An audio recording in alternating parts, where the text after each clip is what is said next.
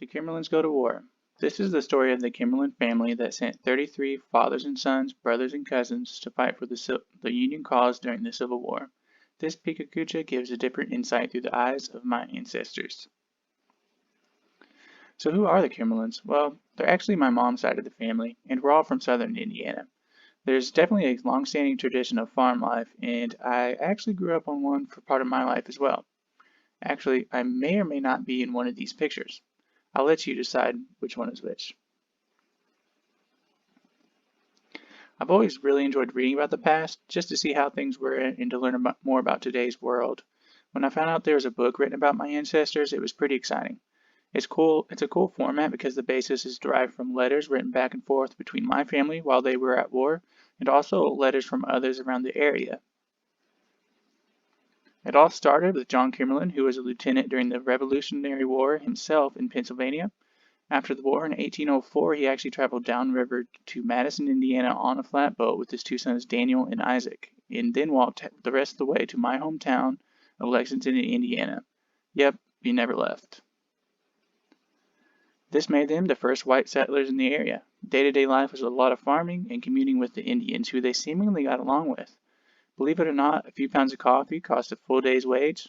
In fast forwarding to the mid-1800s, my well, I don't know how many greats, but my grandpa was now an adult, and the tensions were in the South as well as around him were rising. Things in the political realm began to take stock in what the future would look like. We had the Lincoln-Douglas debates on hot topics of the time, which gave Congressman Lincoln a spotlight.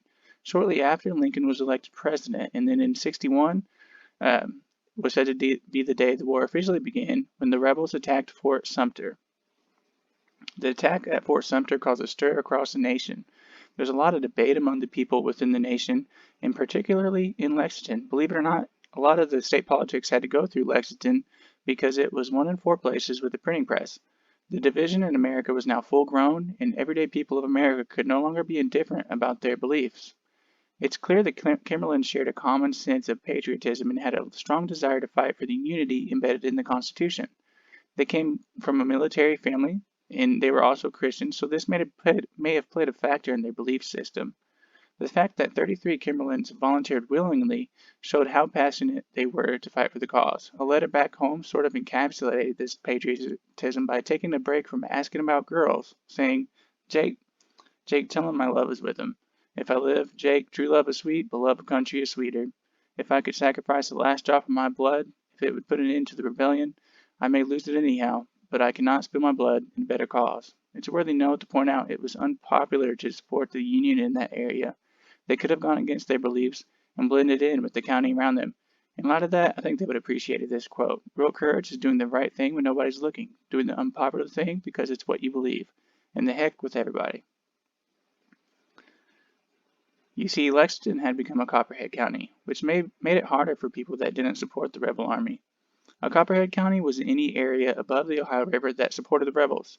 They were also quickly labeled Sikesh, short for secessionists, as well as butternuts because that's what the rebels' uniforms were called, which actually got the name from a butternut tree.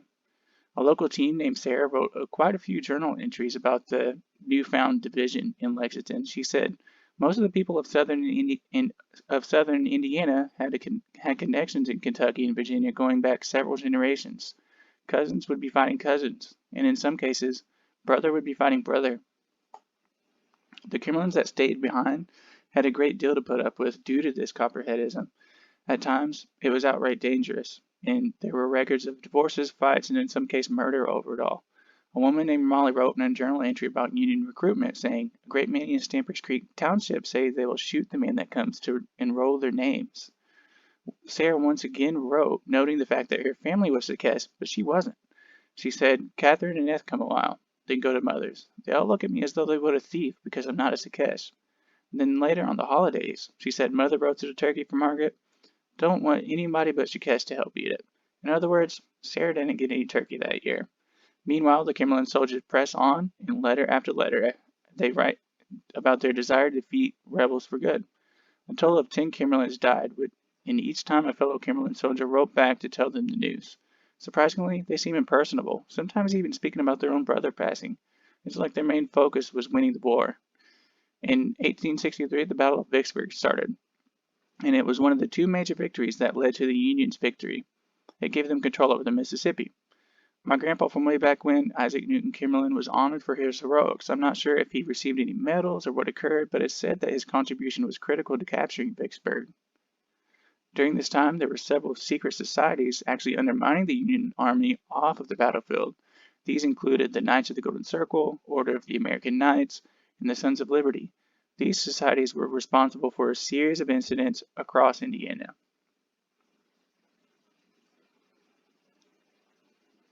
An Indianapolis newspaper journal was actually trying to expose them and noted that their mission was to subvert civil government in Indiana and to establish a Northwest Confederacy. They were said to be violent, so thankfully a federal jury indicted 47 huge members. The newspaper said so gigantic a conspiracy is second only to the rebellion of which it's an offshoot. By sending 33 family members, the Kimberlins took risks on and off the battlefield that many, if not all their southern Indiana's neighbors were not willing to take. John Kimberlin Jr. fired back at the news he received about this by saying, "We will show our old copperheads at home that our old flag shall not be insulted." Finally, the Confederates were defeated. The Kimberlins that lived through the war returned home when it was finished despite having chances to return earlier. The clash of slave culture with the movement of human rights caused each Kimberlin to weigh their minds on some of the greatest questions of any age. In the end, the Kimberlins changed the world around them, and it can be argued contributed greatly to the victory of freedom over slavery.